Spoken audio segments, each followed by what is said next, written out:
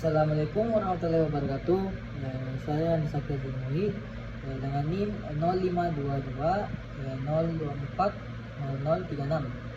Saya akan membahas tentang tema dari Al-Amal, tentang penjelasan tafsir ekonomi itu dalam Quran surah At-Taubah ayat 105. Tafsir ekonomi dari kata Al-Amal itu dalam Quran surah At-Taubah itu ayat 105 menegaskan bahwa bekerja bukan sekedar pemenuhan kebutuhan fisik, namun melainkan untuk manifestasi keimanan yang menuntut produktivitas tinggi, jaminan kualitas, transparansi, dan tanggung jawab. Yang pertama itu ada dari landasan produktivitas dan kemandirian ekonomi. Kata "I'malu, bekerjalah kamu" merupakan perintah yang menunjukkan kewajiban aktif untuk menggerakkan roda ekonomi. Dalam perspektif makroekonomi Islam itu, ayat ini melarang sikap malas, berpangku tangan, atau mengemis. Sikap muslim didorong untuk menjadi produsen, wirausahawan, atau tenaga kerja profesional yang mandiri secara finansial. Dan yang kedua itu ada standar kualitas produk atau prinsip ikan atau potongan ayam. Maka Allah akan melihat pekerjaanmu, mengindikasikan adanya fungsi pengawasan atau supervisi yang mutlak. Pengawasan oleh Allah dan Rasul secara teologis itu melahirkan kesadaran intelektual internal untuk memproduksi barang atau jasa dengan kualitas terbaik atau itqan. Pelaku ekonomi dituntut untuk tidak melakukan kecurangan,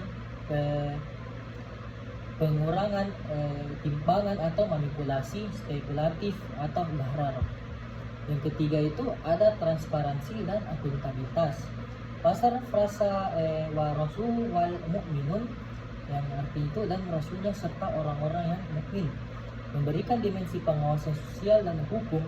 Rasulullah mempresentasikan kepemimpinan dan regulasi pasar yang adil seperti fungsi hisbah atau pengawas pasar. Kaum mukminin mempresentasikan konsumen dan masyarakat sipil, market demand dan social control. Hal ini menciptakan iklim ekonomi yang transparan di mana masyarakat memiliki hak untuk mengevaluasi produk dan perilaku bisnis di pasaran. Dan yang keempat itu ada keseimbangan orientasi duniawi dan ukhrawi. Itu bagian akhir ayat menjelaskan bahwa semua amal akan dikembalikan kepada Allah yang mengetahui perkara gaib dan nyata. Dalam ekonomi seperti konvensional, motif utama itu adalah memaksimalkan keuntungan pribadi, profit maximization.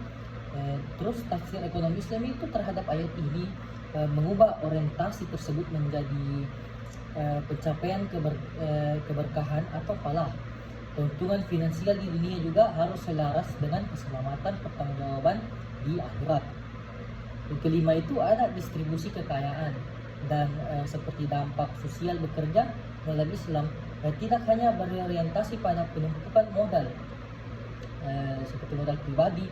Hasil dari al-amal itu atau pendapatan memiliki fungsi sosial yang wajib ditunaikan seperti zakat, infak, dan sedekah, yang secara kontekstual itu banyak dibahasakan dalam surah At-Taubah. Kerja ekonomi yang sehat adalah kerja yang mampu menciptakan lapangan pekerjaan baru dan mengurangi seperti ketimpangan pada sosial. Terus ada pun dari etos kerja produktif al-amal, Islam itu menolak kemalasan dan membawa waktu. Yang kedua ada profesionalisme dan akuntabilitas. Perintah yang artinya maka Allah, Rasulnya, dan orang-orang mukmin akan melihat pekerjaanmu. Bermakna pentingnya transparansi dan kualitas kerja itu dalam ekonomi. Hal ini menuntut standar profesionalisme, kejujuran, menghindari kecurangan, dan hasil kerja yang terbaik.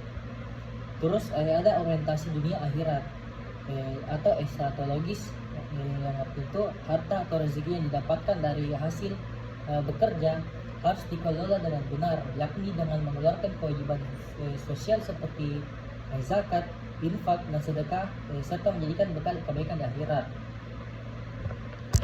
Terus sekian dari presentasi materi saya tentang al-amal dan penjelasan tentang tafsir ekonominya. Saya yang disatuhi, maaf kalau ada kesalahan kata. Wabillahi wal taufiq wal hidayah. Wassalamualaikum warahmatullahi wabarakatuh.